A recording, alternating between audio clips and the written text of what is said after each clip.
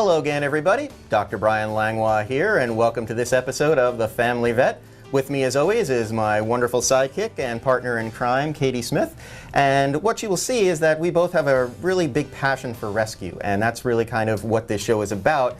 Not so much from rescuing animals, but from giving the people the information they need so that you never actually have to come to us. We want to be able to keep your pets where they belong, and that's in your loving homes. And that's what this show is about. We're going to be having a lot of fun, giving you guys a lot of information in a fun, creative, and especially educational way to make sure that you not only know what is proper health care for your pet, but also understanding the importance of maintaining that really good veterinary relationship with your local veterinarian. You're going to learn a little bit about me and all my wackiness a little bit later on in the show. So I'm going to turn it over to Katie right now, and she's going to tell you basically how she got into this wacky profession as well. Well, thank you for having me. My pleasure. When I was a small child, my grandmother had a German Shepherd, and I just adored that dog.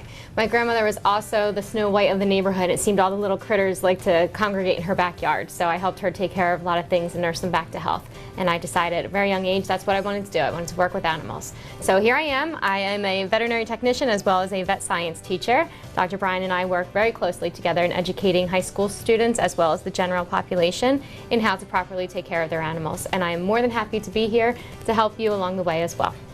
That's great. Thank you again. We're absolutely delighted to have you here. As you can see, we work really well together, sometimes too well if you ask certain people, and it's we're going to have a little bit of fun as we go through this whole show here for you. We're going to have it broken down into some nice segments that kind of give information. We're going to have a wonderful pet saga that kind of describes an animal that's come into a rescue either through Katie or myself, and how that animal is doing, what it was affected with, and most importantly, if there's a way that we can educate on how to prevent that animal from potentially developing that situation. We're also going to have some wonderful vet forum segments, and they're going to be a wonderful addition to your pet knowledge database, as they say these days in those hip new terms. So kind of stay tuned. Come along for the ride. It's going to be fun, it's going to be wacky, but most importantly, it's going to be educational. So here's what's coming up on this episode of The Family Vet. We're going to tell you why it's important to take your pet to the vet, not the net. Katie's going to be in the kitchen, cooking up some great nutritional tips for us. We're going to be answering a lot of your phone mail requests. We're also going to have Katie talking to the founder of PA Boxers in our rescue report.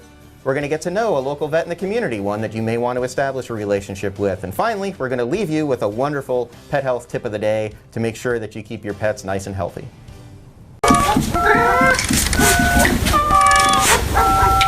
He actually doesn't have a name yet. I've been calling him Tilty because he kind of tilts his head and walks in a funny way. But I'm really horrible at naming animals, so I usually just leave it to my techs or volunteers to come up with names for them. So I'm sure we'll get a name. Right now, Tilty's been working for him, so you know, we may end up keeping that. This is a cat that was brought to us last Wednesday, I believe. He was thought to have been hit by a car. He was kind of found on the side of the road, and some good Samaritans came and brought him in. When we looked at him, we couldn't really find any signs of true trauma or anything like that. He was cold, he was very lethargic, but he also had a little bit of a kind of yellowish hue to his skin, which usually indicates there's something going on with his liver. And as we worked him up a little bit more, what we think is going on with him is a condition called hepatic lipidosis, which is fatty liver. And it occurs when a cat doesn't eat for a period of time. Their body just can't process their own fats that they break down to try to provide energy very well, and so we've got to get them back into what we call kind of a positive energy balance. So trying to get them to consume normal calories from food as compared to breaking down their own fats and stuff like that. And it's kind of a sad condition. We do see it, not very frequently, but we see it with cats that don't eat, which is why it's important for people to, you know, if they don't see their cat eating, you know, for more than a day or so, you definitely want to let your vet know just to see if it's anything to be worried about, because it can creep up that quickly, although it's rare.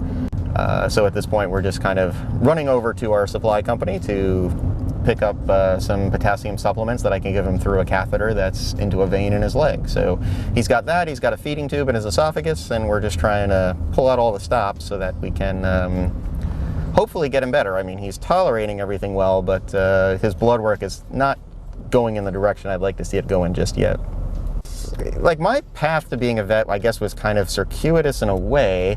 I was always the one that was trying to, you know, save baby birds and things like that, and always had an interest in animals. But I also am a huge horse racing fan, and I was at the Breeders' Cup in Belmont in 1990 when I was there with my dad. I was probably 12 years old at that point, and we were down at the rail and really enjoying things. And then you had the really tragic breakdown of Gopher Juan that happened in the distaff, and it was kind of then that I really thought that, you know, helping these animals and trying to do what I could, and the spark, so to say, of veterinary medicine was ignited. So it's a lot of people don't pinpoint one particular instance, but that was probably the instance that really led me to following the career path of a vet and wanting to help animals and dedicate my life to it, which is kind of odd because when I first started, I thought I would be a equine racetrack vet, and kind of went full circle and turned out more in the shelter realm, since I found that area a lot more interesting and stuff like that. So I still follow the horses very much as a passionate fan, but it was really the shelter world that led me to really want to do it. In the shelter world, it's you have to kind of do two things. One, you have to be much more of a detective because you get these animals in that are strays and you have no idea what's going on or length of time. So I really enjoy the detective aspect of it as well. But there's also a very unique aspect of veterinary medicine in the shelter world, which is kind of a herd health mentality on a small animal level, which is the only place you'll ever find it. And what that means is, in the shelter world, you're always thinking of the good of the overall population. You know, you're still concerned about individual animals, but a lot of times you have to look at things from the standpoint of, well, I can potentially treat this animal that has an infectious disease, but am I going to be able to quarantine it? Am I going to be able to do it in a way that's not going to infect all the other animals that are up for adoption potentially? And it's just a unique area for veterinary medicine for me. You know, it's the challenge of it, it's the chaotic environment of it that I really enjoy, you know, as compared to the kind of more standardized appointment schedules and things like that. Yeah, one of the problems that we run into with this particular syndrome and why it's so difficult to deal with is because they're not eating, they tend to feel really nauseous, and the liver disease makes them feel really crappy, basically, and they don't want to eat. So it creates this kind of downward spiral effect where they are not eating, so they're getting more sick, and because they're getting more sick, they don't want to eat because they don't feel well, and it just kind of continues to spiral downward and downward and downward until eventually they succumb to the fatty liver disease. So what we have to do is actually get them back into what we call a positive energy balance, where they're actually getting all of their calories from food intake and not from burning their own fat stores and muscle stores and things like that. And that can be the tricky part of this, to try to help the liver heal and recover and all of that stuff. So that's kind of what we're trying to do right now via the feeding tube and such. Hopefully, now that we've got the feeding tube in and we're able to give him the calorie nutrition through the tube that he needs as compared to trying to force feed him, which is very difficult in cats, hopefully in the next 24, 48 hours, we'll know which direction he's going, and hopefully it'll be a positive one and not one where we're potentially looking at, unfortunately, euthanasia just to alleviate any further suffering. Welcome back.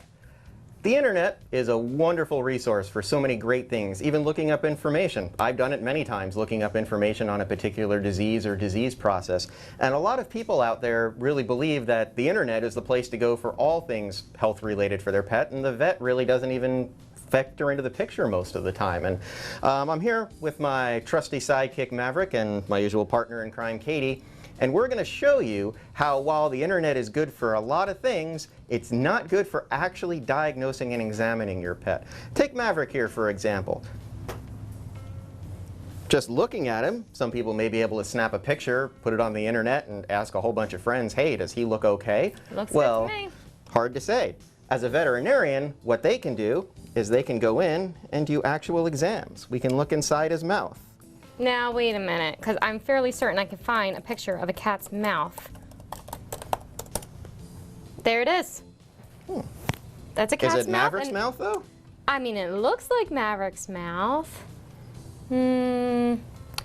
Looks like, yeah, a little bit different, I guess. We can feel Maverick's abdomen, making sure that there's no masses or any kind of problems there or anything like that. I wonder, does the laptop have arms that can come out and do that? Well, I mean, I just found that, you know, what the abdomen's supposed to feel like and what kind of organs are in there. So this is all important to remember. We've already shown two things right here that a vet can do that the net really can't do. Here's another. I bet you I know what you're gonna do. I can find it faster than you can. Really? Let's find out. Okay. YouTube, I already found it, what a cat's heartbeat sounds like. Interesting. Did YouTube also note that Maverick here has a heart murmur? Well, I didn't look up heart murmur. Oops, hey Mav. Okay. That's something to worry about then, right? It potentially is, and it's only something you can learn by going to your vet. Finally, as one final example, we can take a look at his eyes.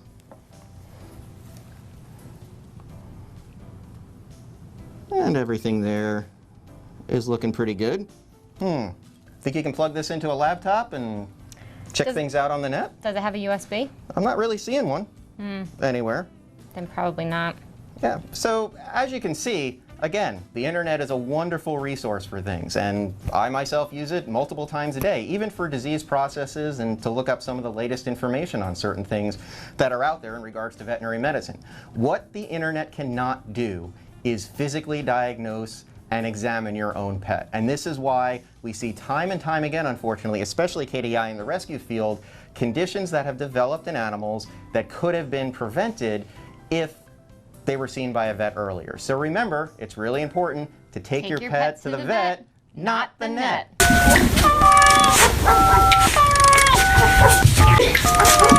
So, you mind if I steal the audience for a little bit? Yeah, sure, whatever. I'm gonna play. All right, well, I wanted to talk with you guys about nutrition. We're going to talk about food for fur babies. What should you be feeding your family pet? Can they eat table food? What kind of food at the grocery store or at the pet store is best for them? So let's head on over to the kitchen and talk food for fur babies. Welcome to Food for Fur Babies. We're going to talk about pet nutrition in this segment. What if I told you that in this even very small kitchen, I could create a meal for your pet that would be wholesome, healthy, natural, from a single supplier and readily available, and affordable? Would you buy it? These are all the taglines that nutrition companies use to lure you in to buy their product. But do you actually know what you're feeding your pet? That's where it's important to read the ingredients. So all those things that I mentioned sound pretty good, right? You'd feed it to your pet? I'd want to feed it to mine. But what if I told you that those ingredients were the same as what you could find in your kitty cat's litter box? Because technically, they all are readily available and healthy and from a single supplier and affordable. Your cat's making it every day. What we want to learn here is it's very important to not only read ingredients and educate yourself on the food that you're feeding your pet. Just for an example, beef can be a very high allergen for some dogs, but also to understand that it's very important to open that conversation with your veterinarian. It's very important because your pet can get diseases from eating certain foods, but also they can have treatments through nutrition for certain diseases and prevention of diseases through certain nutrition. So if you would be willing to buy what I just sold you in my cat's litter box, perhaps we need to talk a little bit more about what you're feeding your fur babies. Hi, Dr. Bryan. Hey. Oh, this is awesome. I'm starving. You guys made one of those really cool litter box cases. Actually, I this was looks just really talking good. with the, that's not a cake. I'll be back. Okay.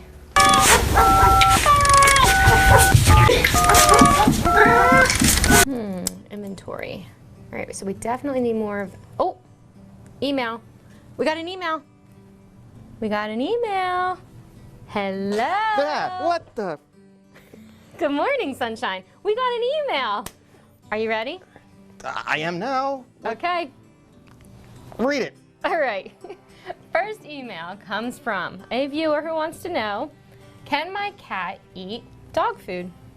That's actually a really good question, and one that we get fairly frequently, especially among people that have cats and dogs. And here's kind of the deal of it. It's okay if they have a little dog food from time to time, but cats are not able to produce the amino acid taurine, and that is very, very important for their heart health. And we realized this many, many years ago, that a lot of cats who were not getting proper cat food were actually developing dilated hearts, and they were going into heart failure. And so taurine is basically supplemented into most cat foods in an appropriate amount to make sure that their hearts stay perfectly healthy. So a little bit of dog food is certainly okay, but you want to make sure the majority of their diet is definitely cat food. So taurine is needed. That means it's essential. It's an essential amino acid? That would be correct, my dear. And where do they get that? They could pretty much get that at any high-quality pet food supply place. Okay, good to know. Can cats be vegetarians? No, and that's another big thing. You want to make sure that people understand that. Cats are obligate carnivores. They only enjoy meat, so don't try to make them vegan, don't try to make them vegetarian. We have actually seen some very, very sad cases of people that have done that, just not understanding that, you can't force a vegetarian or vegan will on an animal that basically is designed to eat nothing but meat. It's probably why they have those really sharp teeth then, right? Oh yeah. That and just to be annoying. Well, send us more emails. We can ask the doctor. When he regains hearing in his left ear. Of course. Good night. Yeah, whatever.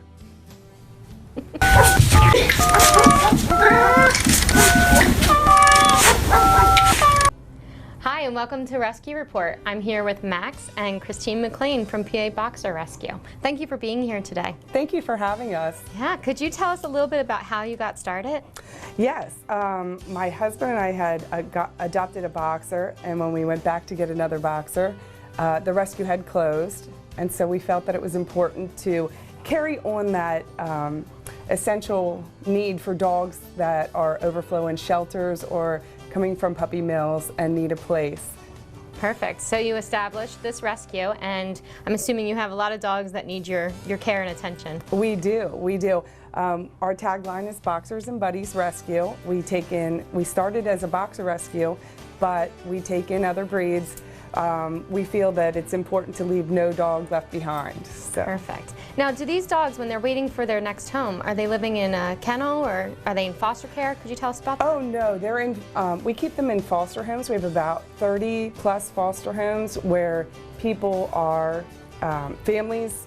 They're interacting with their families, and we get a good feel for the dog and what the dog's looking for its permanent home. And why is that important? Why do we need to know about these personalities? Well, we want to match the dog up with the right family, and so that way their placement, they stay in their home, and that's the goal, the forever home. Perfect. If somebody wanted to foster or volunteer, how could they get in touch with you? They can go to our website, which is www.paboxers.com, or you can send us an email at paboxers@gmail.com. Well, thank you, and thank Max for being here today. We really appreciate your time. Well, thank you so much for having us. Yes, thank you.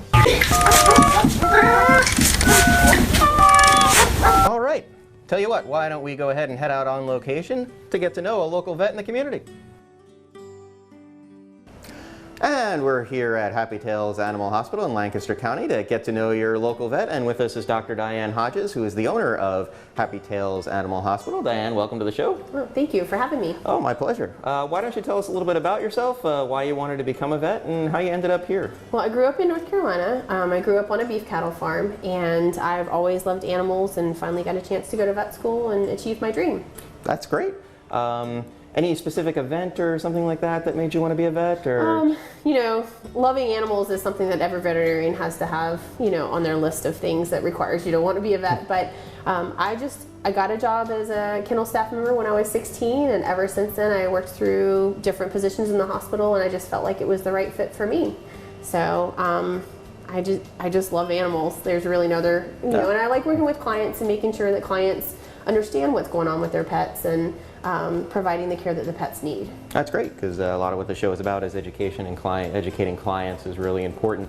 Obviously this is a new facility. Why don't you just tell us kind of where you opened and the different services that you offer here? Well, we opened in July of 2015, and we are a full service facility. I do primarily cats and dogs. We do have the availability to do all different types of surgeries.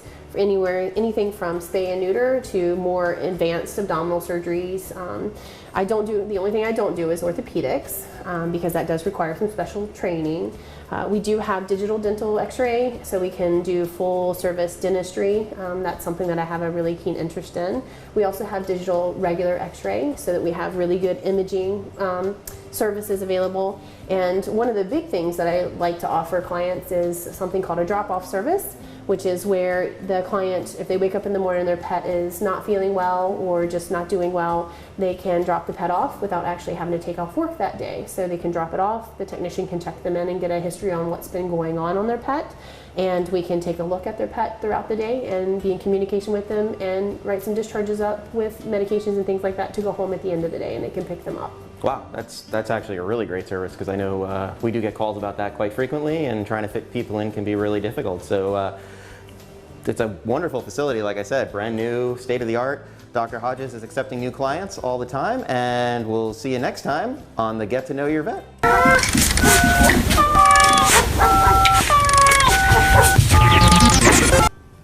Dr. Bryan, are you under there? I am. I'm in my fortress of solitude, thank you. What are you doing? Well, it's all part of describing the important pet health tip I'm trying to give out right now, along with my little buddy here. One of the things that people seem most concerned about when they take their cat to the vet is the fact that the cat can become very stressed, especially with other dogs around, new environment, things like that. Well, did you know one of the easiest ways to help reduce that stress is basically just to cover the carrier with a sheet or a towel. It can reduce the amount of stress that an animal may feel basically by up to 60 to 70%. So it's a very easy, economical thing to do, and stress should not be a reason why you don't take your cat to the vet for yearly checkups. Will it work on you too? I don't know. Let's try it. Mm-hmm. Ooh. How do you feel? It's nice in here, actually. I do feel more relaxed. Can I come in then? No, no girls. Just you and me, buds. Well, there's your tip of the day.